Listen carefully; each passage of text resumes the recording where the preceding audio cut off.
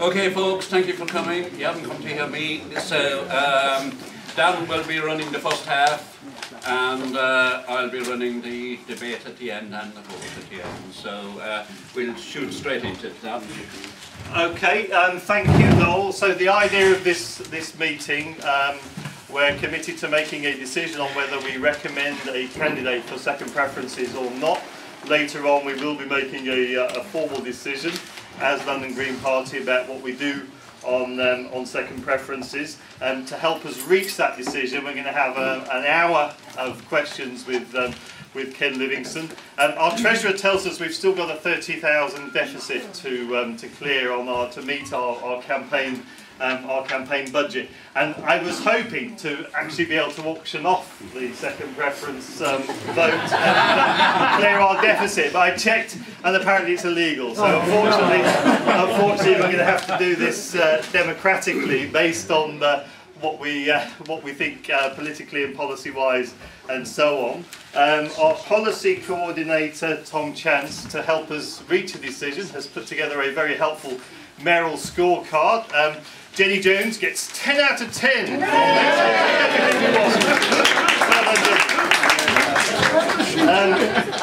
Boris Johnson gets only 1 out of 10.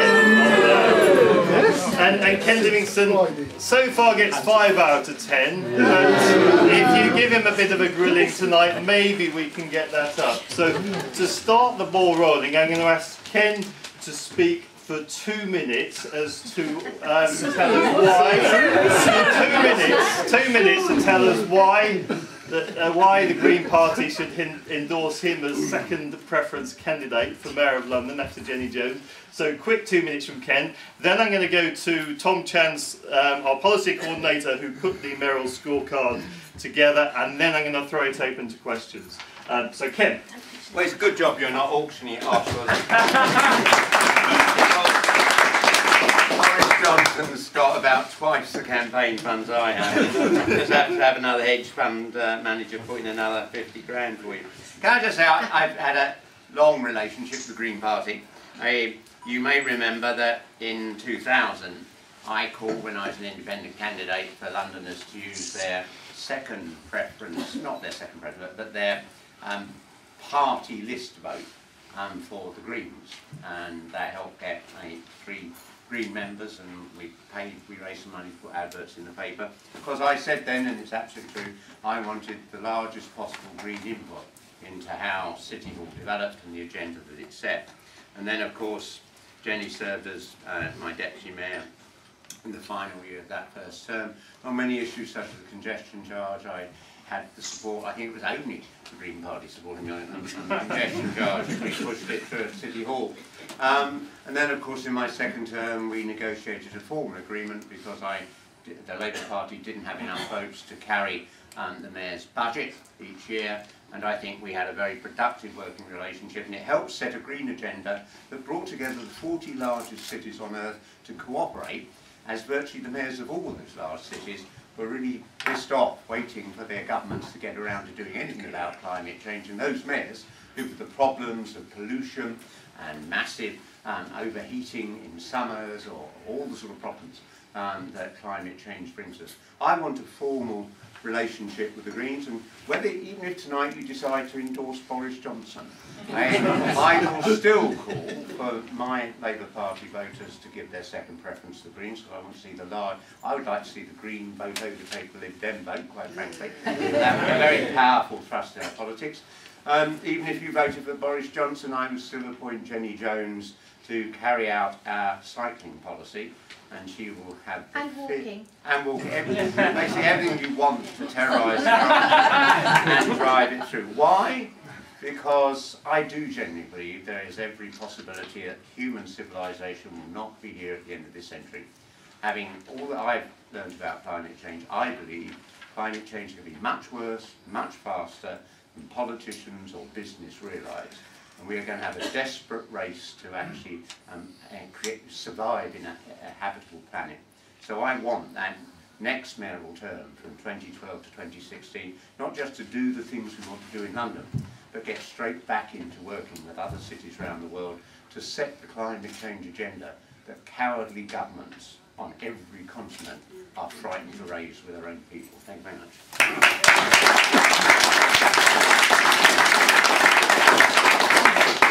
So Tom, you put together the analysis, a very scientific analysis of where the mayoral candidates stand, and Ken got 5 out of 10. Do you want to kick off with the first question?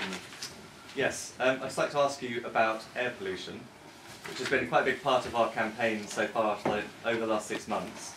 And since you were last mayor, we've had 4 years where we've learned, first of all, more about the extent of the health crisis that air pollution is. It's the second biggest health problem in London after smoking. And we've also had Boris Johnson doing everything he can to avoid fines rather than address the problem. And he's done that by doing things like blowing pollution to the roads outside the monitoring stations, and also by trying to ensure that a realistic picture of the extent of health, the pollution problem around London isn't reported to the European Commission. So we've not got monitoring stations reporting where they should be. He's doing everything he can to avoid it rather than fix it. So the first very simple question is, will you ensure that you will give a completely true and fair reflection of what's happening in London on air pollution to Londoners and to the European Commission? And you won't deceive people about the extent of the problem. Well, when I was mayor, there was talk that perhaps 1,000 people a year died prematurely in the city because of its air quality, and on average it reduced the lifespan of Londoners by 8 months. That doesn't sound as catastrophic as what we now know the truth is, that at least 4,000, perhaps as many as 6,000 people die prematurely, and on average they die 11.5 years early. Now that's becoming worse than a 9/11 every year in the city. If all those people died at one point at one time, it would leave every news bulletin around the world. Yet each of them died individually in their bed. And I think this is overwhelmingly a priority you have to drive forward. I grew up in London where we had sooty old pollution. And the last of those great smokes was about 62. We had a brief period before the first photochemical smoke in 76. And that was this has never happened before, it's like Los Angeles. Now we know we live with, I detect it in terms of my own lung capacity and so on. We now know our kids growing up near the most polluted streets have a lung capacity 15% below average. I think this is a catastrophic problem we have to tackle. I cannot believe Boris Johnson has been allowed by the lawyers at City Hall to spend public money to employ a firm to spray glue or whatever else is round the testing stations. I mean, if you'd done that in the days of the old district order having real powers, you would have been surcharged for the cost of the bloody thing. I'll certainly ask our lawyers to check whether that hasn't been an illegal use of public funds. It will stop the day I take the signature of office, not quite an oath. It will be an instruction to have a meeting to stop that. We want to know exactly what the figures are. I will then ask for an immediate meeting with the Environment Commissioner in Europe. We will take Jenny and the other Greens with us. We will sit down with the Commission and say, look, don't fine London £300 million because of our air quality. Work with us to do everything we can to turn that round. I've got 2 small kids. I want them to have a full, long life.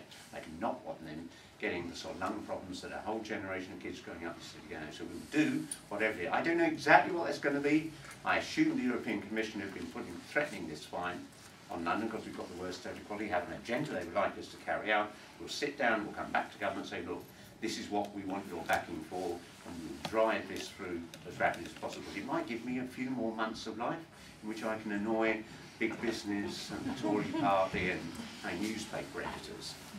Thank you. Well, I did actually. Oh, and thank you for Darren for actually digging all this up. Yes. No, I mean I did warn you about this threat of a fine from the EU back in October 2000. Checking an old press release. Can you just say very briefly before we throw it open what you would expect to see as your key policies for tackling air pollution?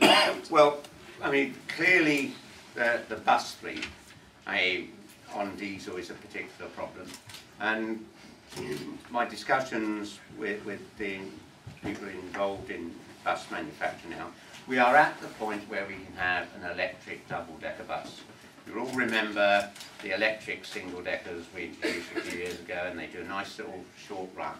We didn't have then the battery technology enabling a double-decker to get from one side of London to the other. That technology is now there, and it's done by the fact that you have charging points along the road.